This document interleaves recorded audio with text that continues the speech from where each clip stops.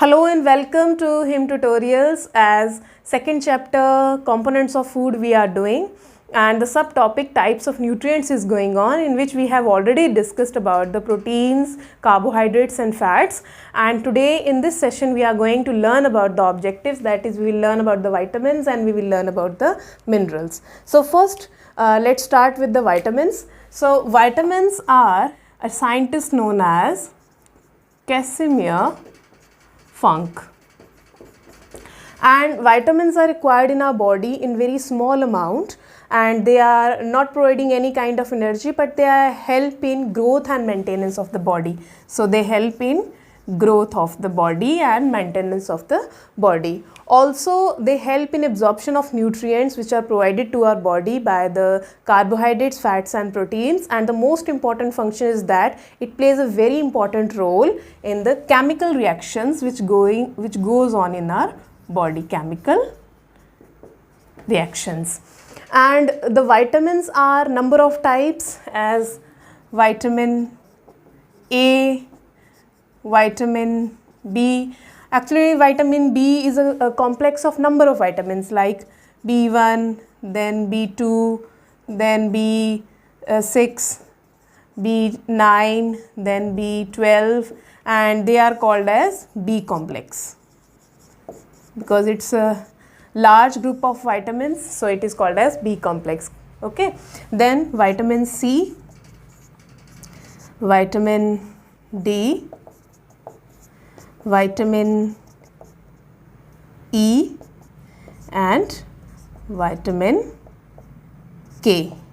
So this is the variety of vitamins which are present in our body, and each vitamin is responsible for carrying out particular type of function in the body. If deficiency of each of one takes place in the body, then it will lead to many kind of diseases. For example, if vitamin A got deficient in the body, it will lead to night blindness. If vitamin D got deficient in the body, it will lead to beriberi, and it's a big complex, then also lead to anemia. Then skin disorders also takes place. Vitamin C will lead to scurvy. Vitamin D will lead to rickets. Vitamin E will lead to reproductive disorders in the body.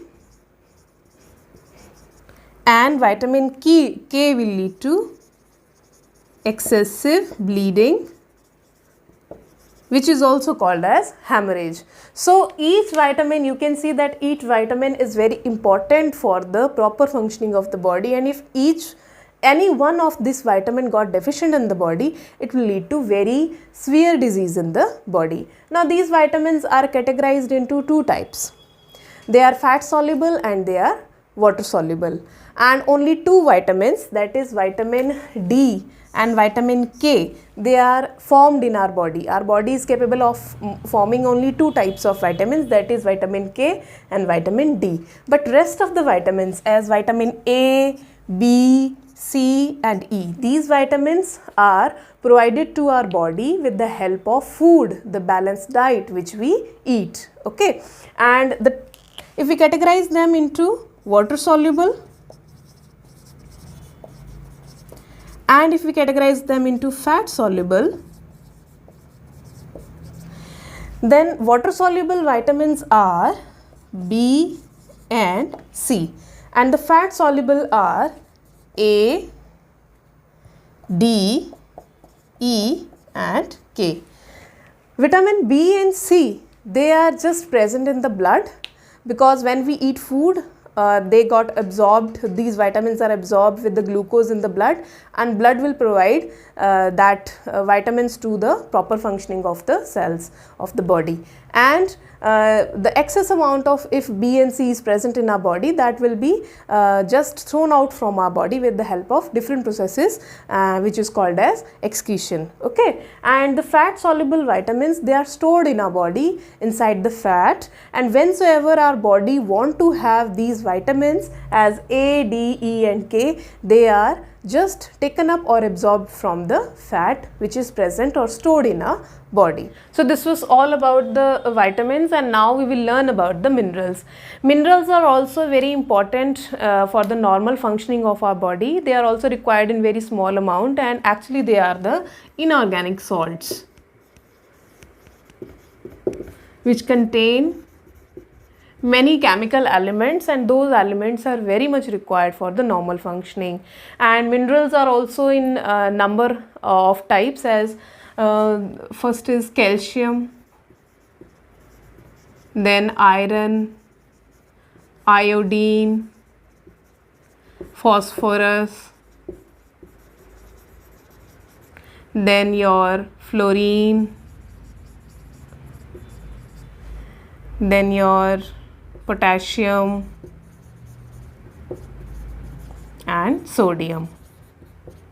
So these are the important minerals which are present in our body for the normal functioning, and if these minerals got deficient in the body, then it will lead to many diseases. Let's discuss about that how these minerals are required in our body and which diseases they can go for. Okay, as calcium is required for the good growth of the bones, and if the deficiency of the calcium takes place, then it will lead to rickets in children and osteoporosis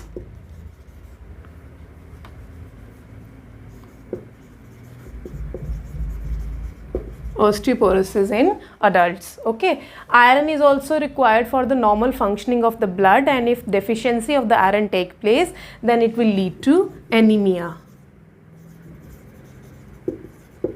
Then iodine is very much important for the thyroid gland, and that thyroid gland is present in your neck part. Okay, and if the thyroid gland doesn't work properly, or you can say if the iron got deficient in the body, it will lead to the goiter.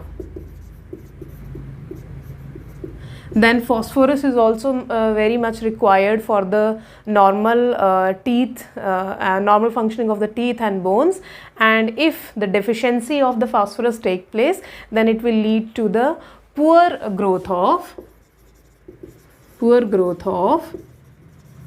teeth and bones.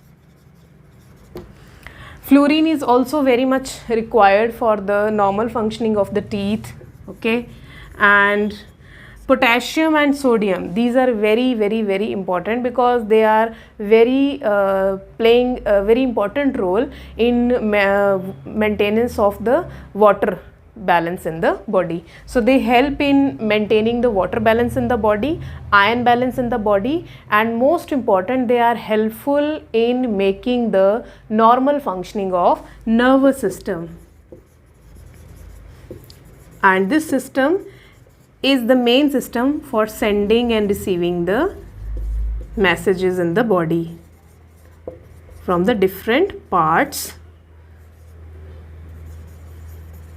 of the body. So to supply the messages to all the parts of the body, this nervous system is responsible for that, and for the normal functioning of this nervous system, the potassium and sodium is very much required. So I hope you understood that how these two small amount or little amount of the nutrients which are present in which should be present in our diet, because these two types of nutrients as vitamins and minerals are required for the proper growth of the body. So let's recap very quickly about the vitamins and minerals.